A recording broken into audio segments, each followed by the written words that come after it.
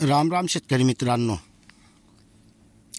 आपल्या नैसर्गिक शेती या अल्प खर्च या विषमुक्त या आपण जे काही बॉन्डिंग तोडून खतं देतो आणि विशेष म्हणजे फवारणीमधून संपूर्ण SR कल्चरमधून निविष्ठा वापर करतो आहे आपण. भरपूर शेतकऱ्यांचं म्हणणं आहे की आमच्या शेतामध्ये मधमाशी येत नाही. आणि शेतकरी मित्रांनो, विशेष म्हणून सांगतो, आपण मधमाशीसाठी दुसरी कोणतीही व्यतिरिक्त फवारणी केलेली नाही आहे. फक्त आपण ज्या घरगुती निविष्ठा बनवतो त्याचे हे चमत्कार आहेत. आता मधमाशी किती आहे हे यावरून तुम्ही अंदाज काढू शकतायत.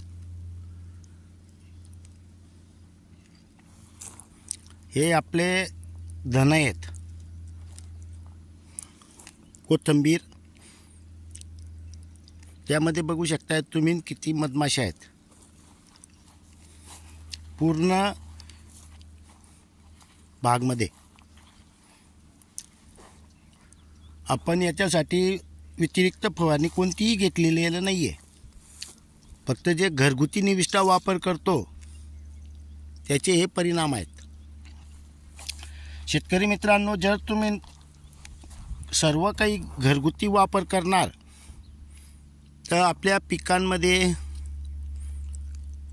या फुलांमध्ये नैसर्गिकरित्या कार्य चालू असतं. आपल्याला हे फवारणी करा, ते फवारणी करा याची गरज पडत नाही, कारण त्यांना पण आपला चव समजते. जिथंही आपलं हे फुलावस्था आहे, पूर्ण शेतामध्ये मधमाशी आहे. तर शेतकरी मित्रांनो, फवारणी ही पूर्ण नैसर्गिकरित्या केली तर त्याचे चमत्कार हे पाहायला भेटतील. अगोदरही सांगितलं, आताही सांगतोय, आपण मधमाशीसाठी काही फवारणी केलेली नाही आहे. फक्त पालापाचोळा अर्क, केळी कोरपड, शेवगा टॉनिक, गोमूत्र काढा, हे जो आपण निविष्ठा बनवतोय आणि तेच फवारणी करतोय त्याचे परिणाम आहेत. आता मला भरपूर शेतकऱ्यांचे असे फोन आलेले होते की बुवा मधमाशींसाठी आपण काय करतात.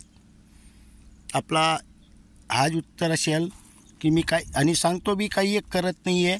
मधमाशी हे नैसर्गिकरित्या ऑटोमॅटिक आपल्या शेतात येत राहते. धन्यवाद.